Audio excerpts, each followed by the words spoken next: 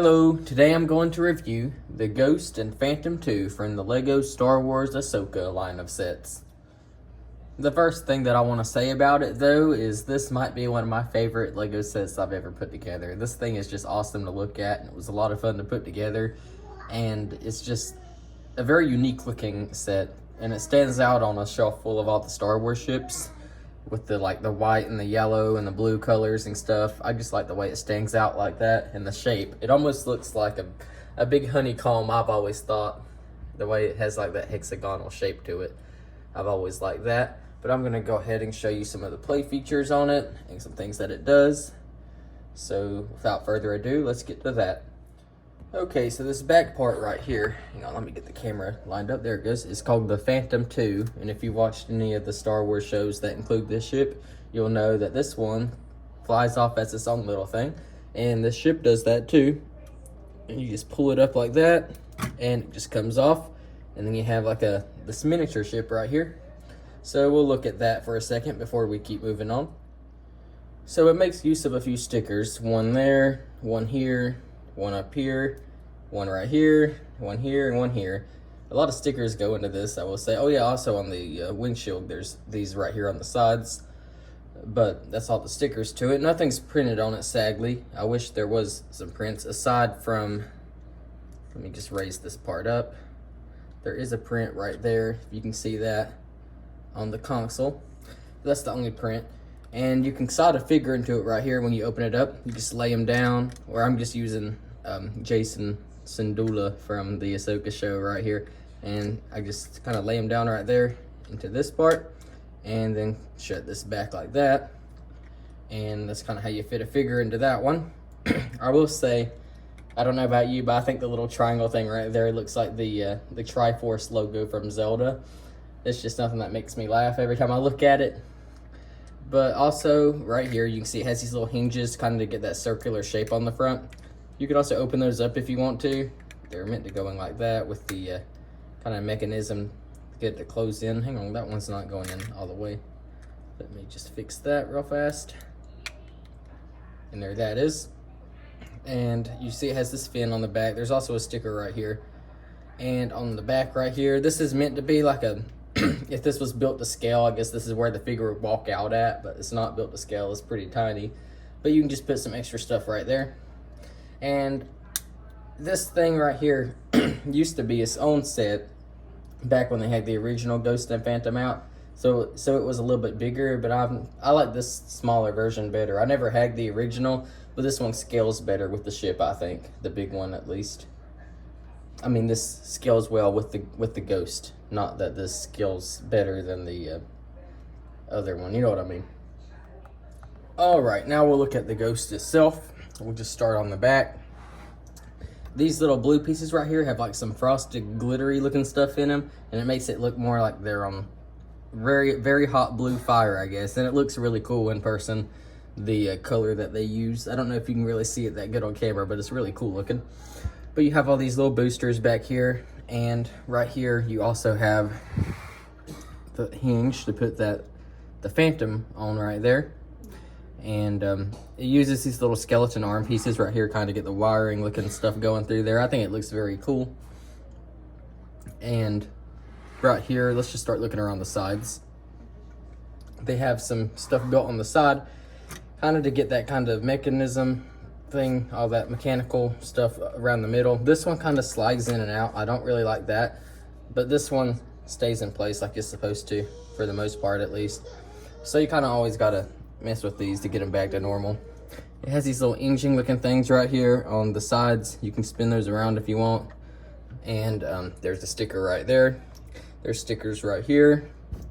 And on the other side, if you wonder what that looks like, it's kind of like flipping over a horseshoe crab. That's what this thing also reminds me of. Let me just move the camera backwards so you can see. It's kind of the bottom of this thing. I can't get it to balance, but I think it looks pretty good from the bottom. It could be a lot worse. And it has all these little standy things down here to get it to prop up once you sit it down. It seems to be a pretty sturdy ship too. I haven't really had any problems with it falling apart anywhere.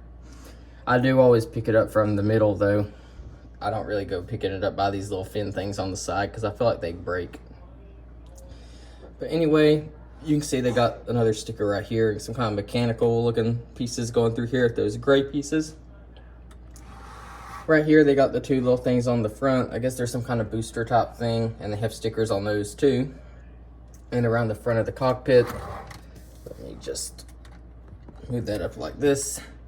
You can see it's like a very dark translucent color. You can't really see in, but it is still translucent. And if you open that up, also this is printed by the way, and you can see the pilot in there. Hang on. And it has like an Inquisitor lightsaber piece. If you see that, the hilt that they use on the Inquisitor sabers with two little studded rod pieces hooked to that, kind of make the controller. I think that's a pretty good use of those pieces. And if you roll that back up, it has another cockpit up here. And this is a sticker across here. It's kind of hard to put that one on because it's a curved sticker. But if you look in, I don't know, my lighting isn't the best. I'll show the inside of the ship here in a minute though. But there's a sticker up here, and you also have more missiles. Hang on, let me move the camera. This thing's so huge, it's hard to show off. You have more of those little missile things up here.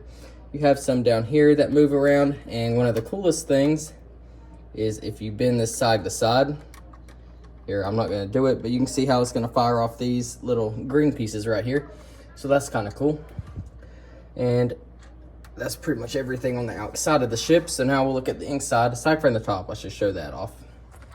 If I had a stand for this, that'd be great, because then I could really show everything off. But right here, you can see how the top is, and we're just gonna take the pieces off of it. So that just pulls off like this. Also, you can see there's a little place to put Chopper or somebody in there if you wanna have someone in that second section. And here's the inside of the ship. I just put my extra figures and extra pieces in there. You can see they got the two little doors right here on the side. I need to show those off actually, so let me move this right here. Underneath that, they got the two hinges where you can, hang on, if it will come, there it goes. The doors to get a figure out, so that's pretty cool. I'm happy that they kept that on here. And inside of the ship, you can also see the staircase to get up there to the front. You know, I'm trying to get to that level where you can see it. Let me move the ship around. This is probably the most unsteady video I've ever made, but you can kind of see how that looks on the inside. It's pretty good size. I do like that, how much room it has. I do wish you could kind of have some room inside of all these little pieces, but it's mostly just structure to keep it held together, so I'm not going to complain too much. But that's pretty much everything there is to the ship itself. So now we'll look at the figures that it's included. One last thing I didn't mention is that you can pull the front off right here on these little hinges, and that makes it really easy to put figures into the cockpit because it just comes out and then you can just pull somebody out like that. I do like the ease of access that it gives to you, but that's just one of those things I forgot to show. Alright, the first figure in the set is Hera Syndulla. I imagine she'll go up in value if they don't re-release her in another set. And this is like an updated version of the old one that they had in the Rebels line. I think this figure looks very cool with the goggles on the top of her head. And she has that extra headpiece on the back with all that printing stuff to get kind of the designs on the back of her, whatever they call the tentacle things in Star Wars. She has on this leather jacket right here that kind of has like that little emblem on it for the, I haven't watched Rebels in a long time. I'm trying to remember what their squad was called. The Phoenix Squad, I think, was what it was. But anyway, you can see the little emblems and stuff on there with the metallic paint. She's got some on the yellow pants right here too with the belt and the little other bolts going across it with the pockets. And on the back of her head, you get this face right here, and you get a more angry expression. And here's kind of how that piece looks on the inside. I think the brown is kind of dual molded onto it. Where's that printed? Hang on a second. No, the brown actually might be printed onto it. If so, that's really good on Lego's part because I couldn't tell that. But that's pretty much everything there is to this figure. Very good figure, I think. Will definitely go up in value. And next we have probably my favorite in this set is Chopper. I like Chopper a lot in every piece of media that he's in. He's a better version of R2-D2, I always thought, because he makes me laugh a whole lot.